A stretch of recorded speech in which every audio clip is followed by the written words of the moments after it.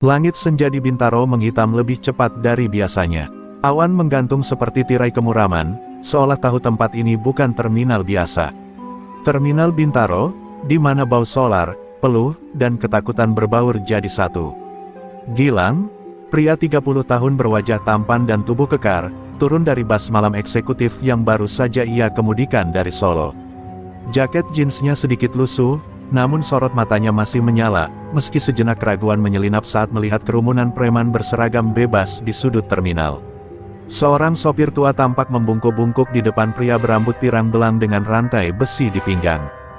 Gilang melihat dari jauh, wajah sang sopir memar, mulutnya berdarah. "Tolong, Bang, anak saya belum makan, jangan semua uangnya diambil." Lirik suara itu terdengar samar, namun cukup menusuk hati siapapun yang masih punya nurani. Sang preman justru menendang lutut si sopir hingga tersungkur. "Lu pikir ini panti asuhan? Di sini gue yang ngatur, bukan Tuhan lu." Gilang menahan diri. Ia tahu, preman-preman seperti ini haus pertunjukan kekuasaan. Tapi dadanya bergejolak, bukan karena takut, tapi karena marah. Ia melihat beberapa penumpang wanita hanya bisa memalingkan muka, seolah ini adalah pemandangan biasa. Bahkan petugas loket pun menunduk, pura-pura sibuk. Dunia ini seakan lumpuh oleh satu nama, Boleng. Dari belakang, seorang kernet berbisik padanya, "Bang, kalau bisa jangan sok hero di sini. Yang tadi itu orangnya Boleng, penguasa terminal. Dia punya ilmu rawa rontek. Katanya tubuhnya gak bisa mati, apalagi cuma dilawan sopir biasa." Gilang hanya diam, tapi tangan kirinya mengepal. Matanya kembali menatap sopir tua itu yang kini terlatih menuju musala kecil di ujung terminal, membawa sisa harga diri yang nyaris terkoyak. Beberapa saat kemudian, seorang pemuda menyodorkan tiket sambil berbisik, "Ini titipan Boleng.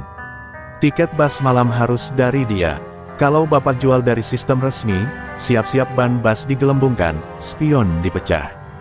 Gilang menghela napas panjang. Dunia transportasi yang dulu ia pikir hanya soal setir, solar, dan perjalanan, kini berubah menjadi medan perang diam-diam. Tapi disinilah ia dibutuhkan. Ia berjalan pelan ke ruang tunggu terminal, matanya menjelajah tiap sudut. Lorong-lorong penuh coretan, bangku patah, dan kamera CCTV yang entah benar-benar menyala atau cuma hiasan. "Inikah yang disebut pusat peradaban sopir?" gumamnya getir. Terminal ini bukan tempat persinggahan, tapi tempat pemerasan yang dilegalkan oleh ketakutan massal. Ketika malam menjemput dan angin mulai menusuk, Gilang melirik ke arah musola kecil. Di sana, terlihat sosok sopir tua tadi tengah bersujud dalam salat isya yang terlatih-tatih. Gilang ikut masuk, meletakkan jaket jeansnya di sudut, lalu bersujud di sampingnya. Dalam diam, ia berdoa, bukan minta selamat, tapi minta petunjuk. Karena dalam relung hatinya, ia tahu, jika semua orang terus diam, maka Boleng akan terus jadi Tuhan di terminal ini. Dan malam itu, dalam sujudnya, tanpa gemuruh, tanpa api, Gilang membuat sumpah dalam hatinya.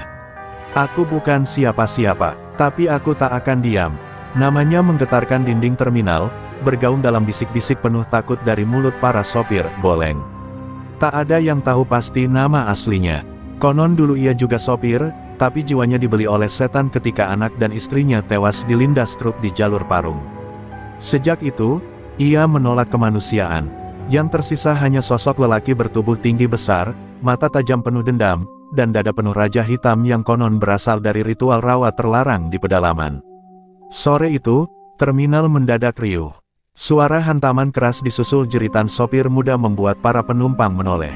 Di tengah kerumunan, Boleng tampak menyeret seorang pria kurus berseragam sopir ke tanah. "Lu pikir, gue main-main ha? Berani-beraninya jual tiket dari sistem?" teriaknya sambil menendang dada pria itu berkali-kali.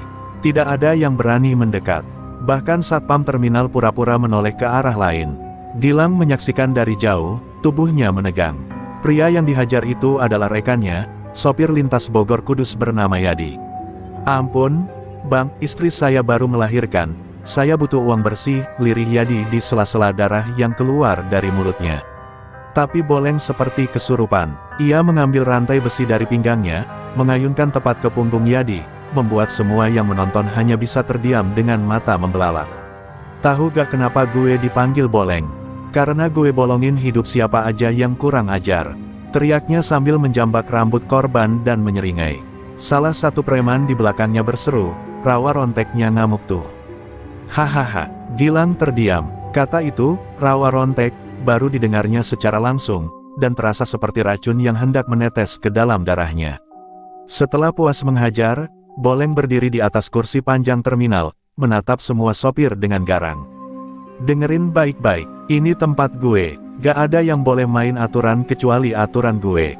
Siapa yang sok jujur, sok bersih, gue bersihin mukanya dari hidup." Suara itu menggema, mengiris langit senja yang semakin kelam. Di mata Gilang, Boleng bukan hanya preman, ia adalah tiran yang dipelihara oleh ketakutan kolektif. Seusai kerusuhan kecil itu, para sopir berdatangan mengangkat tubuh Yadi yang nyaris pingsan. Gilang ikut membantu, memanggul Yadi ke musala kecil. Di sana, Ustaz Madra dengan tenang mengobati luka-lukanya. "Sudah biasa, ini bukan yang pertama," ucap sang Ustaz, lirih namun getir. Gilang menunduk, dada sesak. Hatinya menjerit, apa ini yang disebut keadilan? Kenapa gak ada yang lawan dia, Pak Ustaz? Tanya Gilang. Sang Ustaz menatapnya dalam-dalam, lalu berkata pelan, "Karena semua orang hanya tahu takut. Takut pada orang yang katanya kebal, katanya punya jin, katanya sudah dikubur hidup-hidup tapi bangkit lagi. Boleng bukan cuma manusia, dia mitos yang dibiarkan tumbuh." Kalimat itu menancap dalam. Gilang tahu, jika mitos tak dilawan, maka ia akan jadi nyata selamanya. Dan sejak malam itu, nama Boleng tidak lagi sekadar cerita bagi Gilang. Ia adalah luka yang nyata, ancaman yang bernapas, dan musuh yang suatu saat akan ia hadapi, meski dengan nyawa sebagai taruhannya. Pagi itu terminal Bintaro terasa lebih mencekam dari biasanya. Gilang berdiri tegak di dekat pintu masuk bus malam eksekutif yang ia kemudikan, memerhatikan para sopir lain yang secara terpaksa menyerahkan sebagian hasilnya ke tangan-tangan kasar para preman. Namun, Gilang berbeda. Ia tak pernah ikut sistem itu. Ia yakin, keberhasilan harus diraih dengan kerja keras, bukan dengan uang hasil pemerasan. Seorang pria berbadan besar dan tato mengintimidasi mendekatinya. "Bang, tiket dari Boleng harus dipatuhi. Kalau gak, bus ente gak bakal lepas dari sini. Ban bisa bocor, kaca bisa pecah. Lu pikir bisa lepas dari aturan kita?" Suara kasar itu menyengat, seperti peringatan yang tidak boleh dianggap main-main.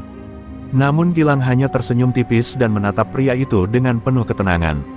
"Saya sopir, bukan budak. Saya bawa penumpang, bukan uang sogokan. Kalau memang hidup ini cuma untuk takut, lebih baik saya mati bermartabat," jawab Gilang tegas. Suasana seketika sunyi, seperti detik-detik sebelum badai melanda. Para preman yang mendengar kata-katanya saling bertukar pandang, menyadari bahwa Gilang bukan lawan biasa. Beberapa menit kemudian, ancaman datang lebih nyata. Sepucuk surat kecil dilemparkan ke kaca bus Gilang saat ia sedang mengatur penumpang. "Ingat kata-katamu, Bang. Boleng gak main-main. Kalau masih bandel, kau yang akan jadi contoh." Di surat itu hanya ada sepasang mata merah menyala dan coretan hitam menyeramkan. Tak perlu kata-kata lagi, ancaman itu sudah cukup menakutkan. Malam harinya, Gilang duduk di sudut terminal bersama Sinta, petugas loket yang diam-diam mengagumi keberaniannya. "Gilang, aku dengar Boleng lagi naik darah karena sikapmu. Banyak sopir lain mulai bilang kamu bisa bikin perubahan, tapi jangan sampai kau jadi korban," bisik Sinta penuh kekhawatiran. Gilang hanya menggenggam tangan Sinta erat, memberi kekuatan tanpa kata. Keesokan harinya, ban belakang bus Gilang ditemukan bocor dan pecah tanpa sebab jelas. Beberapa kaca kecil di jendela juga retak. Satu pesan terang-terangan, "Pergi sebelum kau terlambat." Tapi Gilang tak gentar. Ia tahu, saatnya berjuang sudah tiba. Ia tak sendiri, karena ketulusan dan doa dari Ustaz Madra menjadi perisai yang tak terlihat. Sementara itu, Boleng di kantornya yang gelap menggerutu. "Si Gilang itu meremehkan aku. Kalau dia gak mau ikut aturan, biar aku yang buatkan pelajaran yang gak bakal dia lupain," gumamnya sambil menyalakan rokok, wajahnya mengerang antara marah dan penuh ambisi. Boleng tahu, satu lawan berani seperti Gilang bisa jadi awal kehancurannya, tapi ia tak mau kalah begitu saja. Dalam hati, Gilang berjanji, "Aku tak akan mundur. Biar sekeras apapun ancaman mereka, aku akan berdiri sampai keadilan kembali di terminal Bintaro." Dengan tekad baja, ia menguatkan diri, memulai hari berikutnya yang penuh ketegangan dan harapan. Di sudut terminal Bintaro, bersembunyi di balik hiruk-pikuk dan kegelapan, terdapat sebuah musola kecil yang sering dilupakan orang. Gilang yang malam itu merasa gelisah, menemukan dirinya melangkah ke sana, mencari ketenangan dan jawaban. Di dalam musola yang remang-remang, sosok seorang lelaki tua berjubah putih tengah duduk bersila sambil membaca kitab kecil dengan penuh hikmat. "Assalamualaikum, Nak," suara lembut sang lelaki memecah keheningan. Gilang membalas salam dan duduk di sampingnya. Wajah sang ustaz memancarkan ketenangan yang dalam, seperti bisa menembus isi hati siapa saja yang datang. "Aku Ustaz Madrah," katanya sambil tersenyum tipis. "Aku sudah lama mengamati suasana di terminal ini, dan juga pergerakanmu, Nak."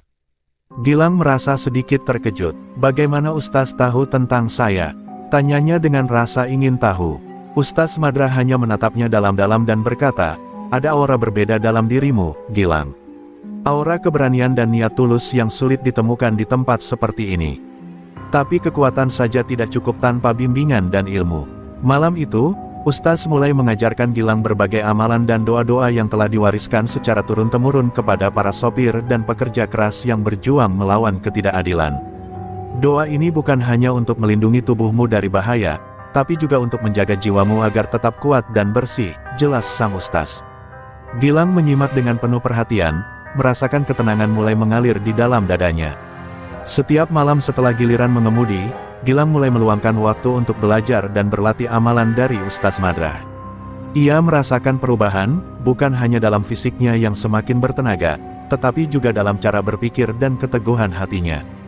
Doa dan zikir yang ia ulang-ulang seperti membalut luka-luka kecil yang tak terlihat di dalam dirinya.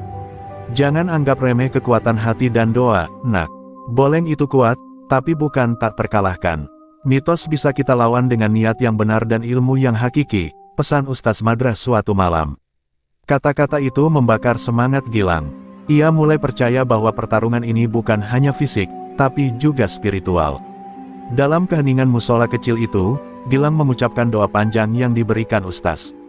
Tetes demi tetes peluh mengalir di dahinya, bukan karena lelah, tapi karena pengharapan baru. Saat ia melangkah keluar, wajahnya sudah berubah, bukan hanya sopir biasa, tapi seorang pejuang yang siap menantang kegelapan. Di bawah terik matahari pagi, Gilang berjalan menyusuri pinggir terminal menuju warung kecil yang sering dikunjungi para sopir tua. Di sana duduk Pak Rumaji, sosok sopir senior dengan wajah keriput penuh bekas luka dan satu kaki yang tampak pincang. Tatapannya sendu, namun ada kekuatan tersimpan di balik sorot matanya yang dalam. "Aku sudah puluhan tahun kerja di terminal ini, Nak," suara Pak Rumaji serak namun tegas. "Dulu aku juga pernah menolak bayar uang jatah boleng. Bayangin saja, bukan uang dari hasil kerja kita, tapi uang haram yang harus diserahkan." Gilang mendengarkan dengan seksama, dada terasa sesak. Pak Rumaji menghela napas panjang, lalu melanjutkan, "Suatu hari, aku menolak keras. Katanya, ini aturan, jangan banyak tanya. Tapi aku bilang, aku ini sopir, bukan maling. Akhirnya, malam itu aku dihajar sampai babak belur. Kakinya sampai harus diamputasi karena tulang retak." Air mata menggenang di mata Pak Rumaji, tetapi ia tetap melanjutkan, "Tapi aku gak pernah menyesal, Nak. Itu harga sebuah martabat." Mendengar cerita itu, darah Gilang seketika membara. Ia merasakan amarah dan rasa keadilan bergejolak di dalam hatinya. "Pak Rumaji, kenapa selama ini kalian diam saja?" tanyanya dengan suara bergetar. Takut kehilangan pekerjaan, takut keluarga terlantar. Tapi aku sudah lelah melihat semua ini," jawab Pak Rumaji dengan lirih. Gilang memandang sekeliling terminal yang penuh bayang-bayang hitam. "Kita harus berubah, Pak. Aku tak mau melihat lagi sopir-sopir muda seperti aku menjadi korban. Ini bukan cuma tentang uang, tapi tentang harga diri dan hak kita sebagai manusia."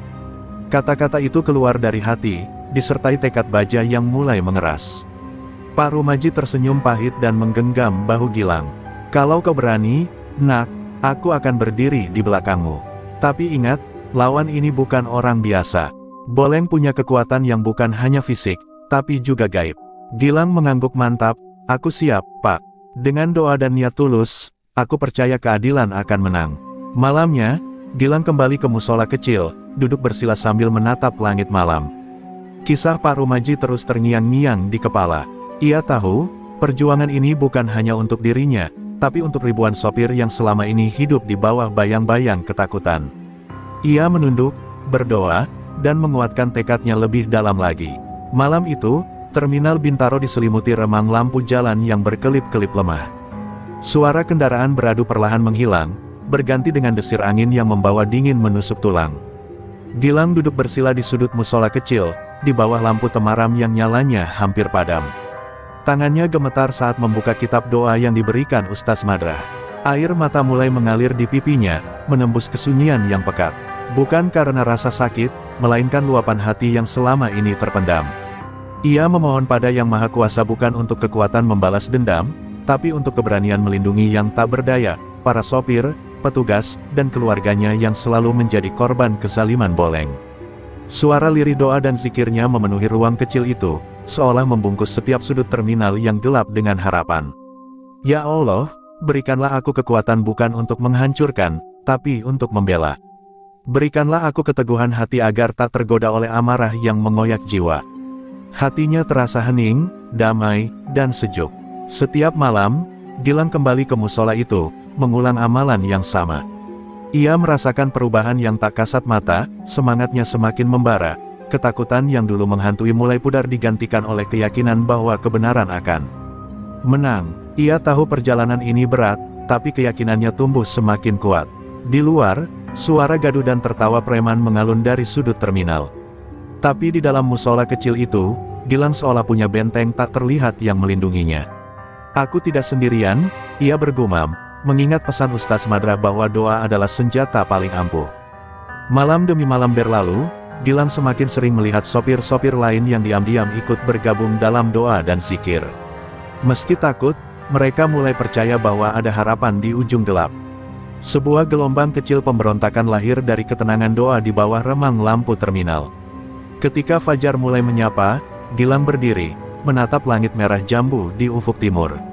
Air mata terakhirnya mengalir, kali ini bukan karena kesedihan, tapi karena tekad yang semakin bulat. Ia bersumpah, aku akan berdiri untuk mereka yang tak bisa berdiri sendiri. Demi keadilan, demi hak setiap manusia di terminal ini.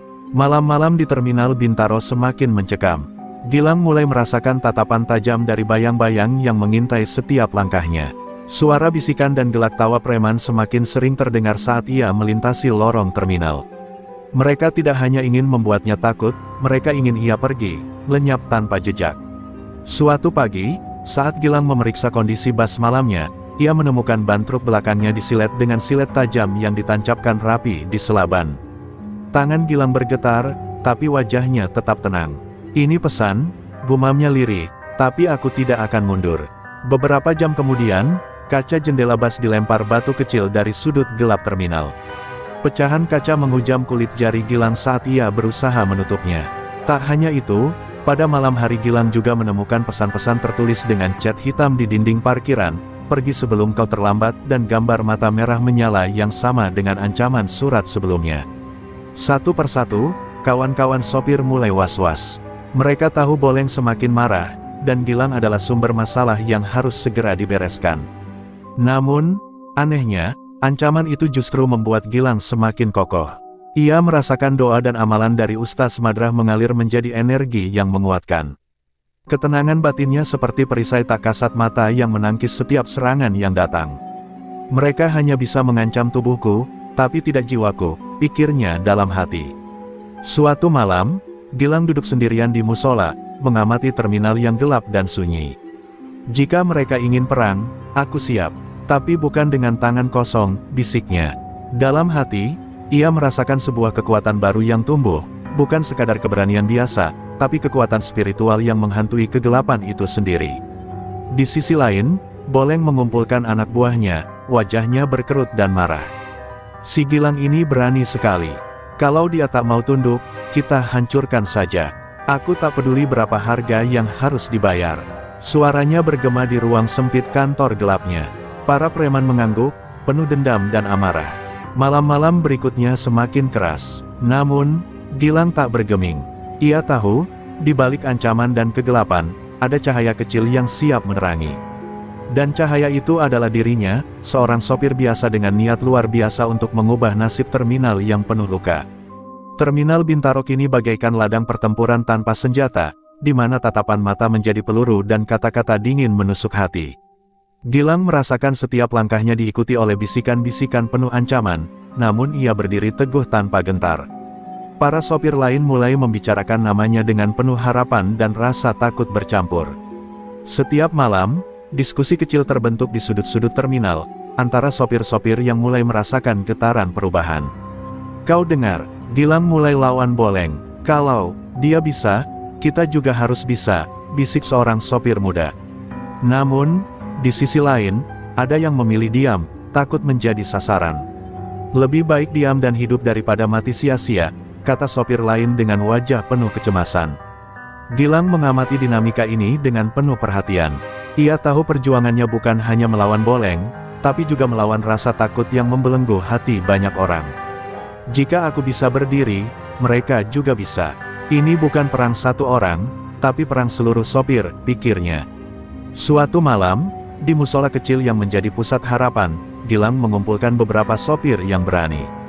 Mereka berbicara tentang rencana-rencana kecil, mulai dari menolak sistem tiket gelap, saling menjaga saat shift malam, hingga memberi dukungan moral. "Ini baru permulaan, kita harus tetap solid," tegas Gilang dengan mata menyala. Sementara itu, kabar tentang pemberontakan kecil di terminal mulai sampai ke telinga Boleng. Wajahnya berubah muram dan penuh dendam. "Kalau ini terus berlanjut, aku akan tunjukkan siapa raja sebenarnya," ancamnya dalam bisikan yang penuh hawa panas dan amarah. Boleng mulai mengerahkan anak buahnya untuk mengintimidasi sopir-sopir yang mulai ikut-ikutan Gilang. Namun, semakin sering preman datang, semakin banyak juga yang berdiri bersama Gilang. Perlahan, rasa takut mulai terkikis oleh rasa persaudaraan dan keberanian. Perang dingin antara Gilang dan Boleng pun kian memanas. Bukan hanya soal kekuatan fisik, tapi juga strategi, psikologi, dan keberanian. Gilang tahu, titik puncak akan segera tiba, dan saat itu, terminal Bintaro tidak akan pernah sama lagi. Sore itu, hujan mengguyur terminal Bintaro, menyisakan genangan dan udara lembab yang menempel di jaket Gilang. Saat ia berjalan menuju warung kopi langganannya, pandangannya terpaku pada sosok perempuan muda berjilbab biru, sedang membantu seorang ibu sopir yang kelelahan. Sosok itu begitu akrab, jantung Gilang berdegup tak beraturan. "Sinta," bisiknya, nyaris tak percaya. Sinta, mantan kekasih yang pernah menjadi bagian penting dari hidup Gilang sebelum tragedi memisahkan mereka. 5 tahun lalu, mereka hampir menikah, namun ayah Sinta, seorang sopir senior, tewas dihajar preman di terminal ini karena menolak membayar jatah keamanan. Sinta lalu pergi tanpa kabar, larut dalam duka dan trauma. Kini ia kembali, dan takdir mempertemukan mereka di tempat luka lama bermula. "Aku datang bukan untuk membuka luka, Gilang," kata Sinta dengan suara tenang namun dalam, saat mereka berbincang di warung kopi yang sama. "Tapi aku dengar namamu. Orang-orang bilang kau berbeda, dan aku pikir, mungkin ayahku bisa tenang kalau tahu ada seseorang yang berani melawan kezaliman itu." Gilang menunduk. Air hujan menetes dari rambutnya, bercampur dengan air mata yang tak mampu ia bendung. "Aku belum sekuat itu, Sinta. Tapi aku ingin setidaknya membuat anak-anak muda sopir bisa hidup tanpa takut." Sinta menggenggam tangannya, seolah memberi kekuatan. "Kau sudah mulai. Itu lebih dari cukup." Sejak hari itu, Sinta mulai membantu para istri sopir. Ia membuka dapur kecil di sudut terminal, memberi makanan gratis bagi sopir yang belum sempat makan. Kehadirannya menjadi oase, dan Gilang pun perlahan merasa hatinya yang keras mulai dilunakkan kembali oleh rasa yang dulu ia kubur bersama trauma masa lalu. Namun, Boleng tahu Sinta adalah titik lemah Gilang. Dalam bayang kelam, ia merancang sesuatu. "Kalau aku tak bisa hancurkan dia dari depan, maka aku akan runtuhkan dari belakang, dari hatinya," gumamnya di hadapan anak buahnya. Aura ancaman mulai merayap lebih dalam. Di sisi lain, kehadiran Sinta justru memberi Gilang kekuatan spiritual dan emosional yang baru. Ia tak lagi hanya berjuang karena marah, tapi karena cinta pada keadilan, pada kebenaran, dan pada sosok perempuan yang menjadi saksi luka masa lalunya. Ia tahu, peperangan ini kini bukan lagi miliknya sendiri. Dan malam itu, di bawah remang lampu musola, Gilang kembali bersujud. Tapi kali ini berbeda. Dalam doanya, ia menyebut satu nama baru, Sinta. Bukan untuk dirinya, tapi untuk keselamatan perempuan yang kini jadi alasan mengapa ia tak boleh kalah. Malam itu, di antara riuh kendaraan dan teriakan calo di Terminal Bintaro, Gilang duduk bersila di musola kecil berlampu temaram. Ustaz Madrah datang dengan langkah tenang, membawa sehelai kertas usang bertuliskan tangan Arab gundul dan sebaris doa yang tak biasa. "Ini amalan khusus, Gilang," ucapnya lirih, 3 malam 3 hari. Puasa siangnya, zikir dan doa pelindung di malamnya. Tapi hanya orang yang siap benar-benar berjuang yang akan kuat menjalaninya. Gilang menatapnya, lalu mengangguk mantap. Tak ada lagi keraguan di matanya. Ia tahu ini bukan sekadar doa. Ini ikrar, sebuah jalan sunyi untuk mempersiapkan hati dan raga menghadapi badai yang lebih besar. Ustaz Madrah hanya berpesan satu hal sebelum pergi, kalahkan dulu nafsumu sendiri, barulah musuh akan tunduk. Hari pertama dimulai. Gilang berpuasa tanpa makan dan minum sejak fajar hingga maghrib, menahan amarah, rasa haus, dan segala gundah di hatinya. Malamnya, ia berzikir di bawah lampu redup musola, mengulang-ulang Asmaul Husna, membaca doa pelindung yang diajarkan Ustaz dengan air mata mengalir. Tak ada yang tahu, hanya suara bisikan hatinya dan Tuhan yang menjadi saksi. Malam kedua tubuhnya mulai menggigil. Godaan datang dari berbagai arah. Anak buah Boleng sengaja menggoda, melempari warung dekat musola, menyiram motornya dengan air gat. Tapi Gilang hanya menatap, diam, dan tersenyum tipis. Ia seperti sudah masuk ke dalam alam lain, bukan karena takut, tapi karena tenang. Seorang sopir tua berkata sambil ternganga, "Gilang kayak bukan manusia biasa sekarang." Malam ketiga, terminal seolah ikut sunyi bersama jiwanya. Saat takbir kecil meluncur dari bibirnya, Gilang merasakan sesuatu yang belum pernah ia rasakan sebelumnya. Dadanya lapang, pikirannya jernih, dan tubuhnya entah kenapa terasa ringan tapi kuat. "Aku bukan siapa-siapa," bisiknya, "tapi jika Tuhan mengizinkan, aku bisa jadi siapapun untuk melindungi orang-orang ini." Sinta diam-diam melihatnya dari kejauhan. Ia tak pernah tahu Gilang bisa sekuat itu, bukan hanya dalam otot, tapi dalam keyakinan.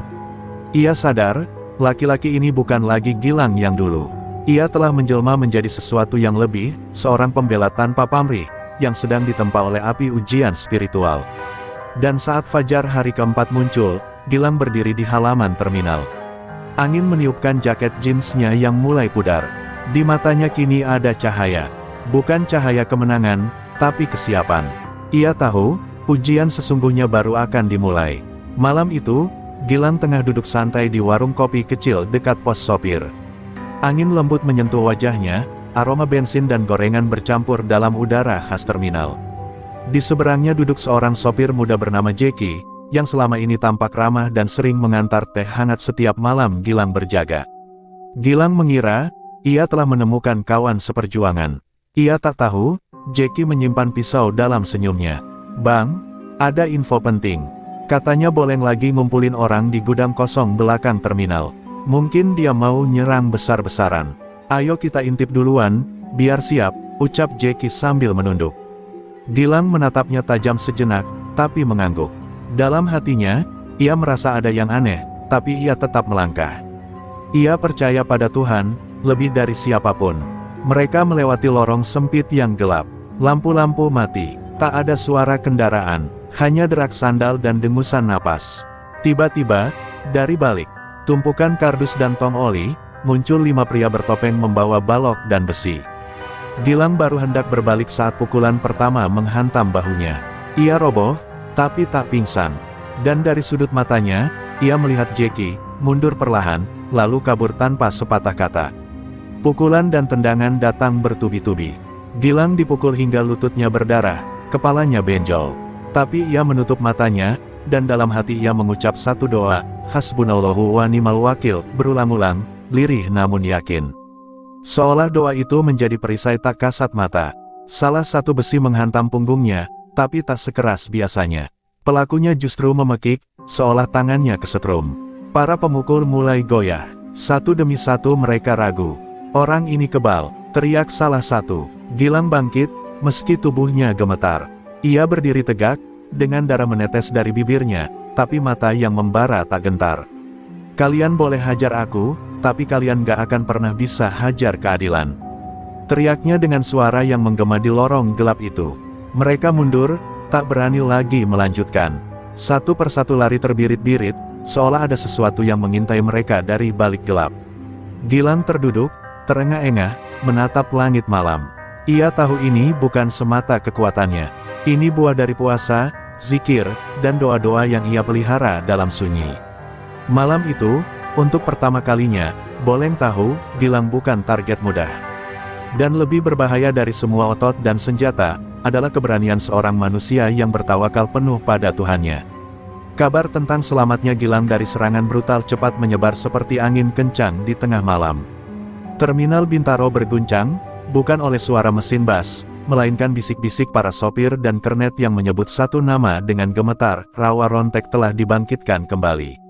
Dan di balik semua kekacauan itu, berdiri satu sosok dengan mata merah membara, rahang mengatup keras Boleng. Di sudut gelap pinggiran Tangerang, Boleng mendatangi sebuah gubuk tua yang dipenuhi asap menyan dan jimat-jimat tua. Disitulah sang dukun lamanya tinggal, Ki Jagat Kelana, dukun hitam yang dulu pernah mengajarkan ilmu kebal dan penghilang nyawa. Anak itu membawa cahaya, ujar Ki Jagat pelan. Cahaya itu bisa membakar tubuh siapapun yang hidup dalam gelap. Tapi Boleng tak peduli, ia hanya ingin satu, membunuh Gilang. Dengan tubuh telanjang dada, Boleng duduk di tengah bak air hitam berisi bunga bangkai, darah ayam hitam, dan rambut manusia. Ia berendam sambil menggertakkan giginya, menahan rasa dingin dari dunia gaib. Rawa Rontek, bangkit kembali dalam tubuhku. Aku ingin darah, teriaknya di tengah malam, disambut gelegar petir yang memecah langit. Ki Jagat membaca mantra-mantra tua dalam bahasa yang nyaris terlupakan. Tubuh Boleng menggigil hebat, lalu tenang. Matanya terbuka, dan dari dalam pupilnya, tampak bayangan ular dan kobaran api. Ia bukan manusia biasa lagi. Ia kembali menjadi Raja Preman Rawa Rontek, yang dulu ditakuti dari Blok M sampai Bekasi. Tapi kini, dendamnya jauh lebih kelam. Sementara itu, Gilang masih duduk di musola kecil, bersujud dalam diam. Ia tak tahu bahwa malam itu, seseorang di tempat lain sedang menyiapkan maut untuknya. Tapi hati Gilang justru tenang. Ia merasa bahwa badai besar akan datang, dan jiwanya siap. Ia bahkan mencium aroma menyan dari kejauhan, tanda bahwa dunia gelap tengah bergerak. Besok paginya, suasana terminal terasa aneh. Burung-burung tak bernyanyi, para sopir mendadak enggan berteriak. Dan dari ujung pintu masuk, terdengar langkah sepatu yang dulu sempat hilang, duk, duk, duk, langkah Boleng, dengan jaket hitam panjang dan tatapan yang bisa membunuh. Orang-orang mundur, sopir bersembunyi, dan hanya satu nama yang kini menjadi target utama, Gilang. Aku akan robek dadanya dengan tanganku sendiri, gumam Boleng di depan para anak buahnya yang kini gemetar ketakutan. Dia kira dia kuat karena Tuhannya. Aku akan buat Tuhannya menangis, ucapnya dengan dada membusung. Tak ada lagi belas kasihan. Boleng tak mau hanya membuat Gilang babak belur. Ia ingin Gilang lenyap dari dunia ini, seolah tak pernah lahir. Dan malam pun menanti pertarungan besar.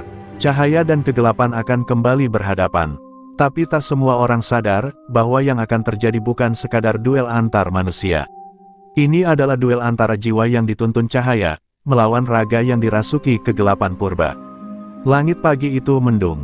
Awan seolah menggantung rendah di atas terminal Bintaro, menekan dada setiap orang yang berada di dalamnya. Gilang duduk di emperan musola, mengenakan baju koko lusuh, wajahnya pucat tapi tegar.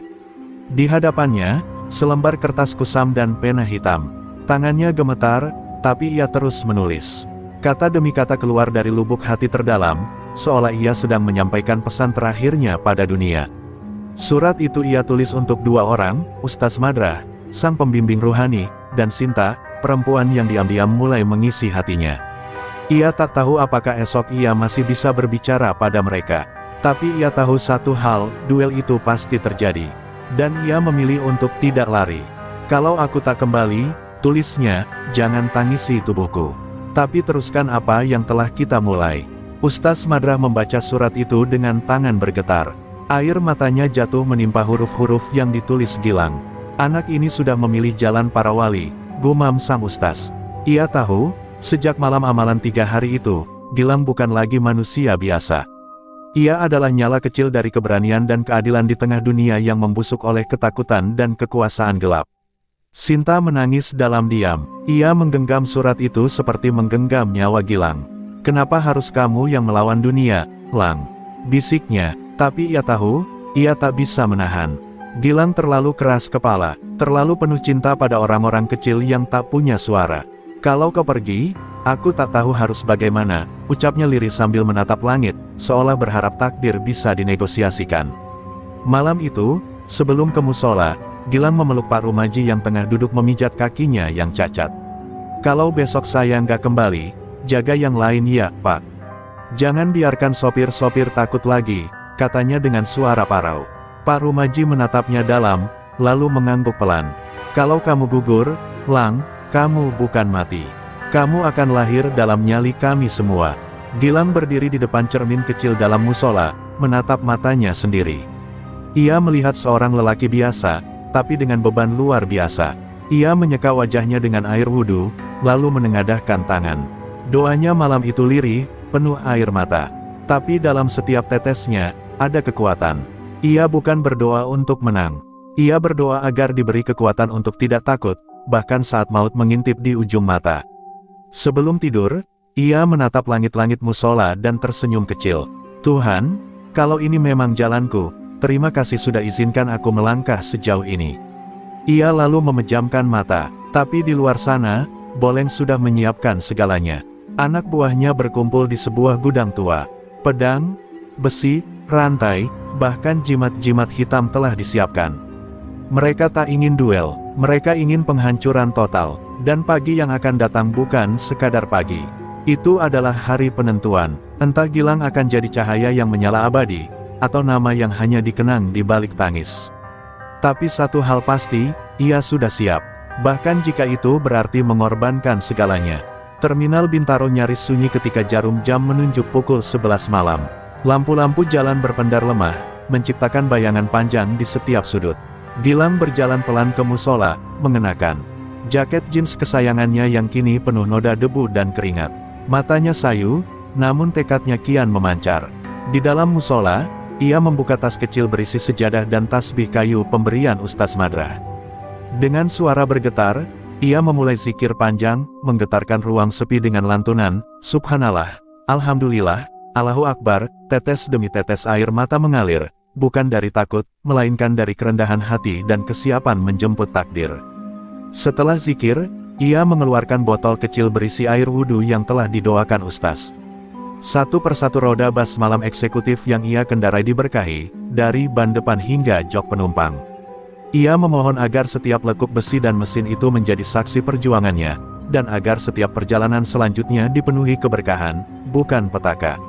Di luar, angin malam membawa bisikan dari sudut terminal. Gilang tahu, meski ia tak mendengar suara langkah, mata-mata Boleng tengah bersiaga. Namun, hatinya tetap tenang. Ia mengingat pesan Ustaz Madrah, tenang dalam doa adalah tameng menghadapi badai. Maka ia berdoa lagi, lebih khusyuk, lebih dalam. Sinta mengendap ke dalam musola membawa segelas teh hangat. Ia duduk di samping Gilang, menatap lelaki itu dengan air mata yang tertahan. "Aku tak bisa menemanimu di garis depan," bisiknya, "tapi izinkan aku berdoa dari belakang." Gilang menggenggam tangan Sinta erat, merasakan kehangatan yang memberinya kekuatan baru. Hingga larut malam, Gilang tak berhenti menunaikan zikir dan doa-doa pelindung. Setiap getaran tasbih di ujung jari seolah menegaskan satu hal, besok, ia tak akan berperang sendirian. Ada jutaan doa yang mengalir bersamanya, dari musola kecil di terminal ini hingga langit yang maha luas. Ketika hari hampir berganti, Gilang menutup zikirnya dengan istighfar panjang. Ia menarik napas dalam, lalu membentangkan tangan dan mengucap, "Tuhanku, jika ini adalah jalanmu, bimbinglah aku. Jika bukan, jauhkanlah aku dari malapetaka." Ia kemudian menunduk, memeluk tasbihnya, dan terlelap dalam selimut sujud. Di sudut terminal, lampu-lampu mulai berkedip, menandakan pergantian shift. Tanpa disadari, pagi penentuan semakin dekat. Di antara bayang gelap dan lirih doa, nasib Gilang dan terminal Bintaro akan segera ditentukan, apakah kelak mereka akan bangkit dalam kebebasan, atau tenggelam dalam kegelapan abadi. Subuh belum usai saat langkah-langkah berat menggema di parkiran terminal. Kabut tipis menyelimuti aspal yang lembab, dan udara dipenuhi ketegangan. Di tengah lapangan parkir yang luas, dua sosok berdiri berhadapan, Boleng, raksasa brutal yang tubuhnya penuh tato dan aura gelap, dan Gilang, sopir bas malam dengan wajah tenang dan sorot mata membara. Puluhan preman menyaksikan dari segala sudut. Mereka berdiri di atas atap bas, duduk di pagar pembatas, hingga bersembunyi di balik kios tiket.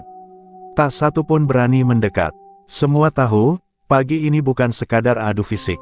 Ini pertarungan antara kuasa lama dan harapan baru, antara kekuasaan tirani dan perlawanan yang dilandasi iman. Akhirnya kau datang juga, sopir sok suci, dengus Boleng, suaranya berat seperti logam berkarat. Ia memutar rantai besi di tangannya, berkilat-kilat terkena sinar mentari pagi. Hari ini kau mati. Namun Gilang tak gentar. Ia menatap lurus, menggenggam tasbih kecil yang tergantung di saku jaketnya. Dengan napas teratur dan hati tenang, ia menjawab, "Aku tidak datang untuk mati. Aku datang untuk menghentikan ketakutan."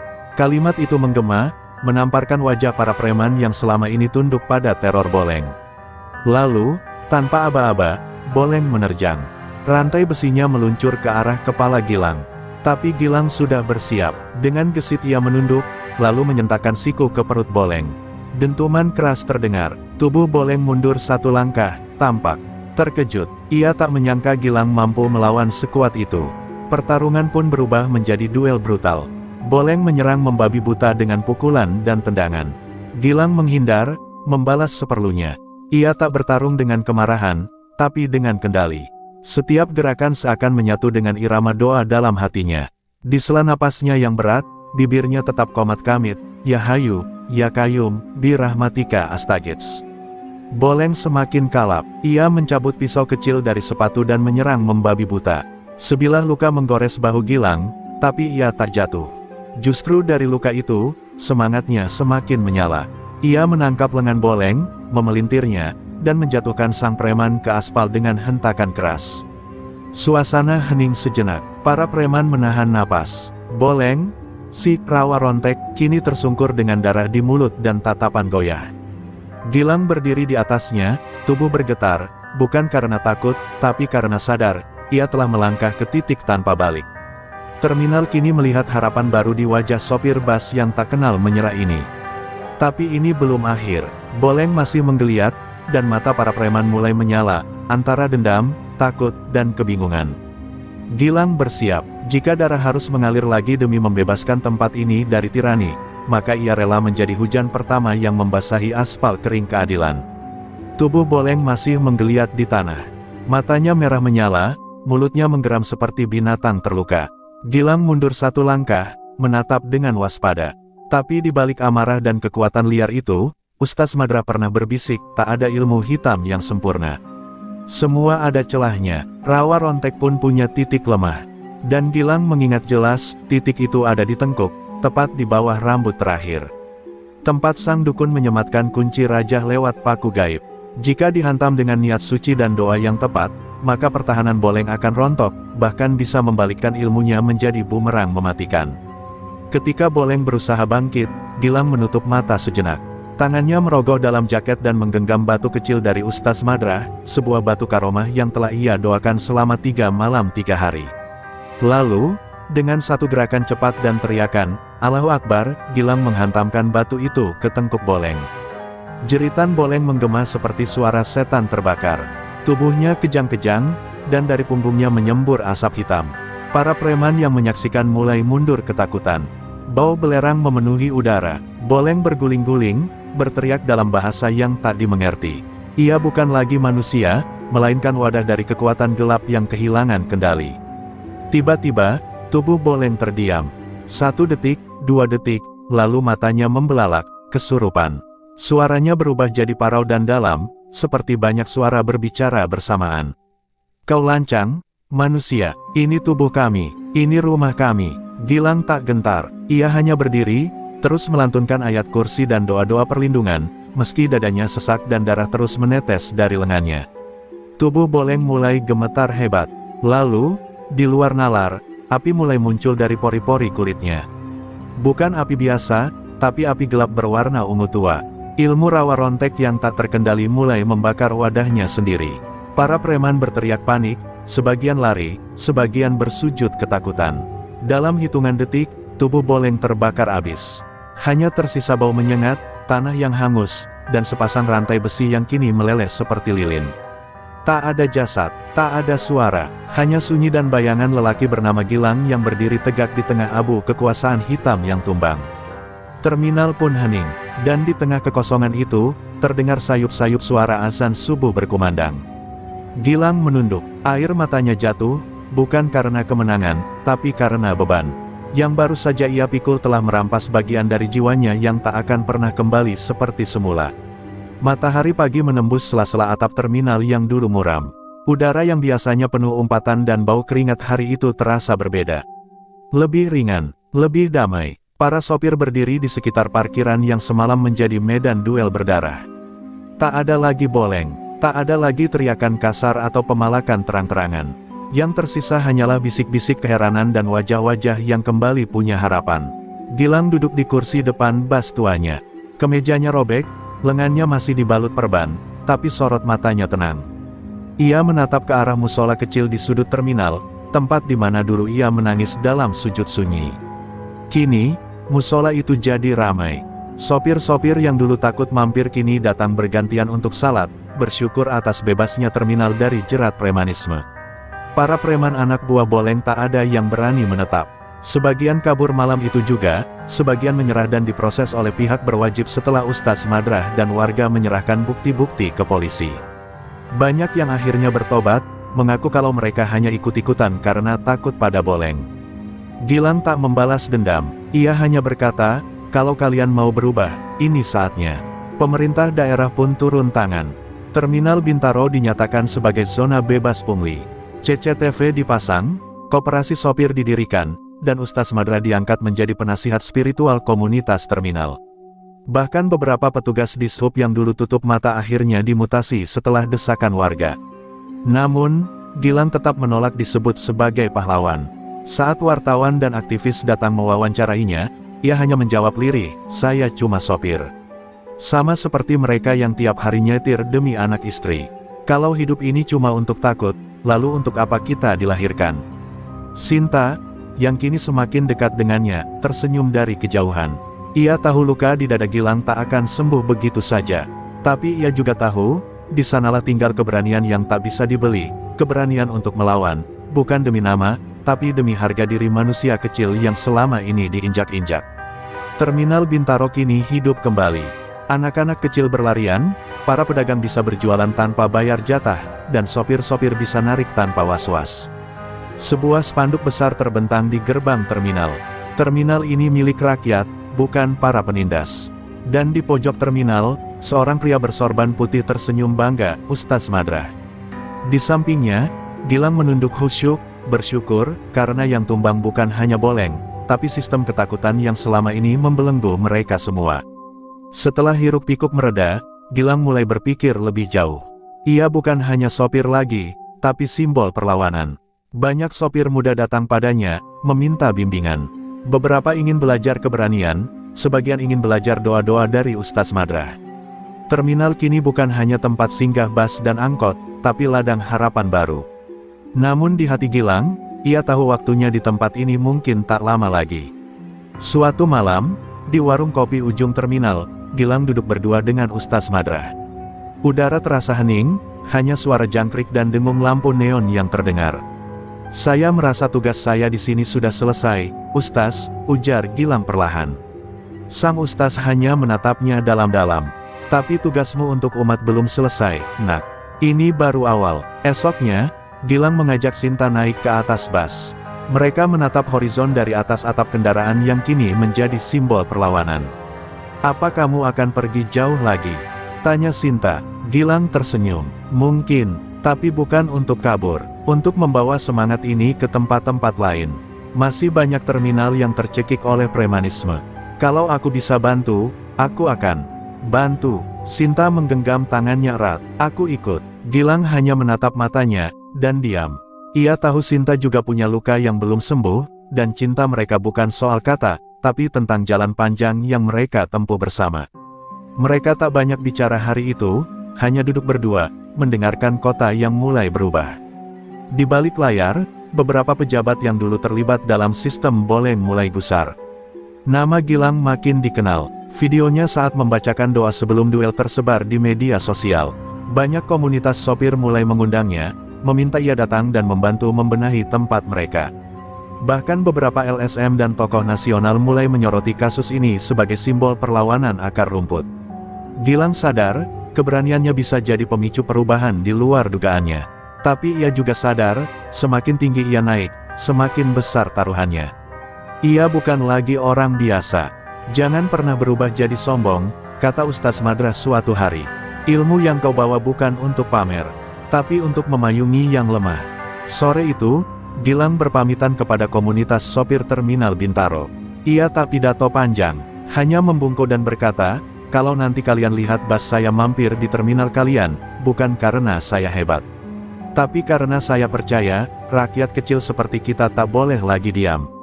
Dan dengan suara mesin yang menggelegar, bus tua Gilang perlahan melaju keluar dari terminal Bintaro. Di kaca belakangnya tertempel tulisan tangan yang lusuh tapi kuat. Jangan takut, lawan ketidakadilan dimanapun kau berdiri. Gilang pergi, tapi semangatnya tinggal. Seperti bara yang tak padam, menanti ditiup angin perjuangan di tempat lain. Terminal Bintaro mulai tenang. Langkah-langkah berat para preman yang dulu menguasai kini menggantikan bisikan syukur dan harapan baru. Di sudut musola kecil yang selalu menjadi tempat Gilang berdoa, sebuah jaket jeans tua tergantung dengan rapi, namun penuh bekas sobekan dan noda darah kering. Jaket itu milik Gilang, jaket yang robek saat duel maut di parkiran terminal. Ustaz Madra berdiri di depan jaket itu, wajahnya penuh haru.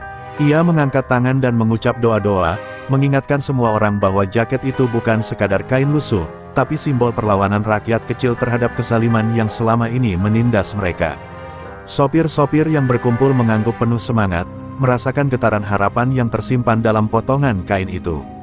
Sinta datang membawa segelas air wudhu dan meletakkannya di samping jaket. Ia menatap jaket itu dengan mata berkaca-kaca, mengenang perjuangan Gilang yang tak kenal lelah, yang tak pernah mengharapkan pujian, tapi hanya ingin keadilan dan damai bagi sesama. Ini jaket terakhirnya, bisiknya lirih, tanda bahwa perjuangan kita belum selesai. Setiap malam, sopir-sopir kecil datang ke musola itu, memandang jaket jeans itu sebagai pengingat bahwa mereka tak sendirian. Bahwa keberanian Gilang adalah nyala api yang harus mereka jaga dan teruskan. Beberapa menuliskan doa di buku catatan musola, berjanji akan tetap teguh meski badai menghadang. Pak Rumaji, meski cacat, duduk di pojok sambil tersenyum. Anak itu bukan hanya sopir, katanya pada siapapun yang mau mendengar. Dia jadi suara yang tak pernah bisa dibungkam. Jaket itu adalah lambang jiwa yang berani berdiri. Di tengah perubahan itu, terminal mulai hidup kembali dengan cara yang tak pernah mereka bayangkan. Pedagang kecil berjualan dengan senyum, sopir berangkat dan pulang tanpa takut, anak-anak bermain tanpa gangguan. Semua berkat satu manusia yang berani menentang gelap, dan satu jaket jeans yang menjadi saksi bisu perjuangan itu. Gilang sendiri kini lebih sering diam, menghindar dari sorotan. Ia tahu, perjuangan bukan tentang siapa yang dikenal, tapi tentang siapa yang mampu menyalakan harapan di hati orang lain. Jaket itu menjadi pengingat bahwa perlawanan sejati lahir dari ketulusan dan keberanian, bukan dari kemegahan atau kekuatan fisik semata. Dan saat malam menyelimuti terminal, cahaya remang dari musola menerangi jaket jeans yang tergantung, sebuah simbol abadi bahwa selama ada jiwa yang berani, ketidakadilan tak akan pernah menang. Terminal Bintaro telah berubah, tapi kisah tentang Gilang tetap hidup dalam setiap sudutnya. Meski namanya tak pernah terucap sebagai pahlawan, setiap sopir baru yang melangkah masuk selalu mendengar cerita dari para senior. Kalau kau melihat jaket jeans itu, kata mereka dengan suara penuh hormat, itu milik Gilang, sang penantang rawa rontek yang tak kenal takut. Gilang sendiri masih memilih menjadi sopir malam seperti dulu. Ia tak pernah tergoda untuk mencari kekuasaan atau kemewahan. Baginya, menjadi sopir adalah cara terbaik untuk tetap dekat dengan akar perjuangan, dengan rakyat kecil yang setiap malam menunggu harapan dari roda-roda bus yang melaju di jalanan gelap. Setiap malam, ketika Gilang menghidupkan mesin busnya, mata para sopir muda selalu mengarah pada jaket jeans yang tergantung di musola. Jaket itu menjadi simbol keberanian dan keteguhan hati, pengingat bahwa keberanian sejati bukan soal kekuatan fisik, tapi soal ketulusan melawan ketidakadilan dengan doa dan tekad yang tak tergoyahkan. Sinta, yang kini menjadi bagian penting dalam hidup Gilang, selalu berdiri di sampingnya. Ia tahu bahwa cinta mereka bukan hanya soal pasangan, tapi tentang dua jiwa yang bersatu dalam satu misi, menjaga api perlawanan tetap menyala di tengah gelapnya dunia. Terminal Bintaro pun kini menjadi tempat yang berbeda. Sopir-sopir kecil tak lagi merasa terintimidasi, melainkan diberdayakan. Mereka membentuk komunitas solid, saling menguatkan, dan menolak segala bentuk pemerasan dan kekerasan. Semua itu berawal dari satu pria biasa dengan jaket jeans robek yang berani melawan tirani. Legenda Gilang menyebar hingga ke terminal-terminal lain, menjadi inspirasi bagi ribuan sopir yang merasa lelah dan takut. Mereka tahu, di balik keheningan malam dan bunyi klakson bas, ada jiwa-jiwa pemberani yang berdiri tegak, siap membela hak mereka tanpa pamrih. Dan meskipun waktu terus berjalan, dan generasi sopir terus berganti, nama Gilang dan jaket jeansnya tetap hidup dalam cerita dan doa. Sebuah warisan tak ternilai yang mengajarkan bahwa pahlawan sejati adalah mereka yang berani berdiri, meski hanya dengan sehelai jaket dan hati penuh keberanian. Terminal Bintaro bukan lagi milik para preman atau penguasa gelap. Kini, ia adalah rumah bagi mereka yang berani bermimpi dan berjuang, ditemani oleh bayang-bayang legenda sang sopir yang tak pernah padam. Malam itu, seorang pemuda datang ke Terminal Bintaro. Namanya Riko, baru lulus jadi sopir antar kota.